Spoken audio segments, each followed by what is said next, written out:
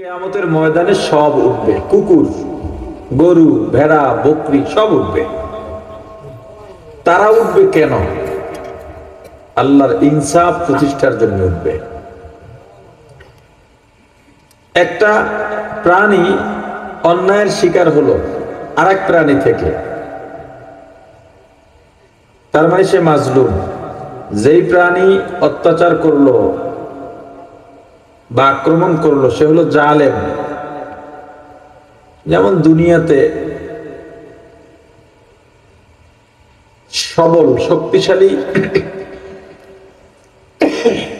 শক্তিশালী কুকুরের সামনে দুর্বল কুকুর যদি পড়ে যায়, দুর্বল কুকুরের কোনো দোষ লাগে না, বিনা দোষে 2 মাইল দৌড়াইয়া হইলেও শক্তিশালী কুকুরটা একটা কামড় দেয়। এই যে কামড়টা দিল দুর্বল কুকুর রে, এই কামড় দেওয়াটা ন্যায় হয়েছে না অন্যায় হয়েছে? এখন এই দুর্বল কুকুর কোনদিন আর ওই কুকুরটারে কামড় দিতে পারে না, তার মানে দুর্বল কুকুরটায় আর বিচার কি পাইল? ওর বিচার পাওয়া দরকার আছে।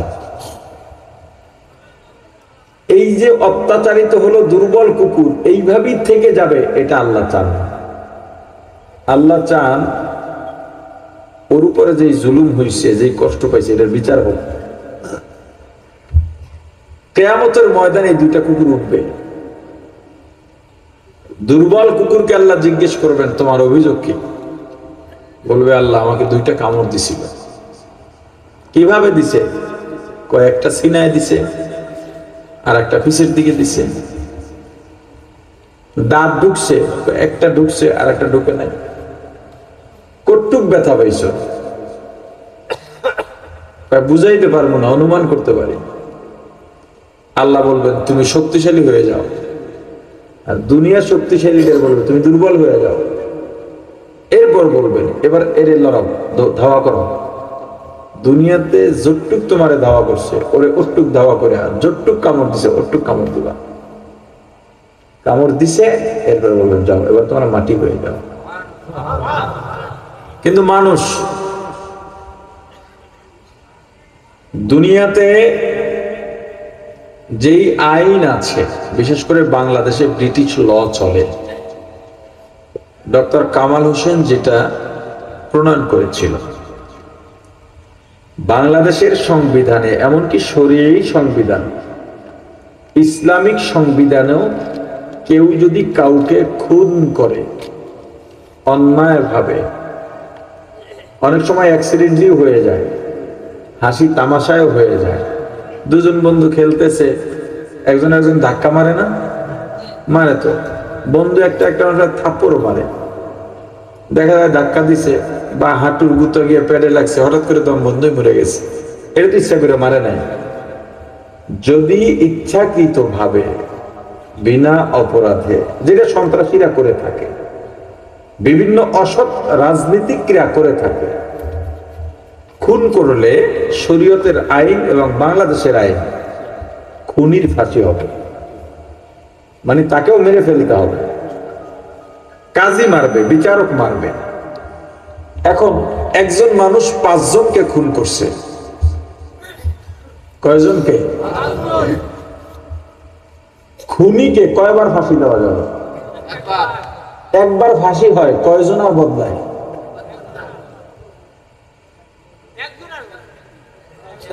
একজনরে ফাঁসি দেওয়া যায়, কয়জনার বদলায়? কিন্তু খুন করছে কয়টা? আপনি 5 বার ফাঁসি দিতে পারবেন? একবার দিছেন ফাঁসি, বিচার কয়টার হয়েছে? বাকি 4টার বিচার? এমন কিছু অপরাধ আছে যেটার বিচার দুনিয়াতে সম্ভব না, চাইলেও সম্ভব না। এটা কিয়ামতের ময়দান হবে। এজন্য পরকাল মূলত কিয়ামত কবর দিয়েই শুরু হয়, হিসাব নিকাশ কবর দিয়েই শুরু হয়। আলহামদুলিল্লাহ, আলহামদুলিল্লাহি ওয়া কাফা ওয়া সালামুন আলা ইবাদিহিল্লাযীনা ইসতাফা। أما بعد فأعوذ بالله من الشيطان الرجيم بسم الله الرحمن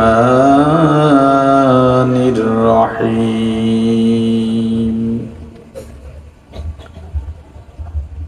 أما من خاف مقام ربه ونهى النفس عن الهوى فإن الجنة هي المأوى صدق الله العظيم درود شريف اللهم صل على محمد وعلى آل محمد كما صليت على إبراهيم وعلى آل إبراهيم إنك حميد مجيد شوي اللهم بارك على محمد وعلى آل محمد كما باركت على إبراهيم وعلى آل إبراهيم إنك حميد مجيد يا حي يا قيوم برحمتك استغيث أصلح لي شأني كله ولا تكلني إلى نفسي طرفة عين الحمد لله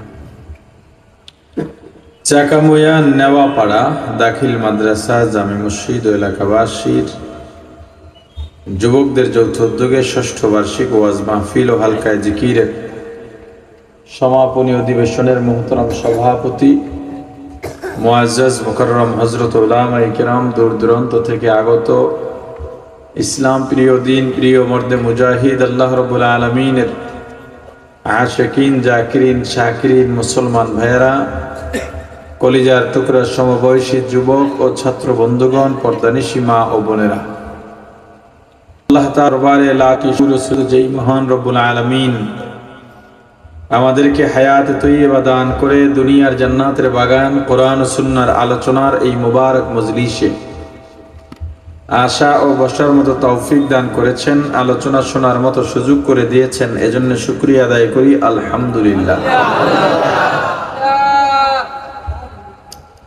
আপনারা এত রাত পর্যন্ত অনেক কষ্ট করে বসে আছেন, দেখা করার জন্য আসছি।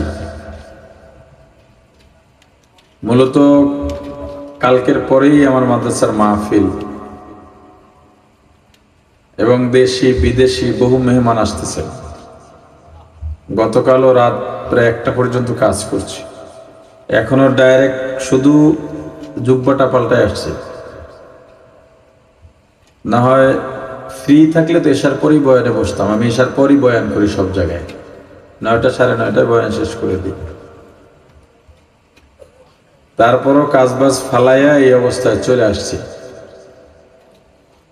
আপনারাও যেহেতু বসে আছেন, আমিও যেহেতু এসে পড়েছি, অল্প সময় কথা বলবো ইনশাআল্লাহ।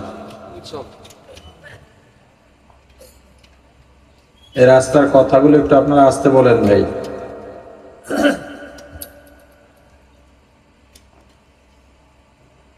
পরকালে আমাদের জন্য আল্লাহ 2টা জায়গা নির্ধারণ করেছেন। কয়টা? একটা জান্নাত আর একটা জাহান্নাম। ইচ্ছায় হোক অনিচ্ছায় হোক এই 2 জায়গার এক জায়গায় আপনাকে আমাকে যেতেই হবে। জান্নাত জাহান্নাম কেন?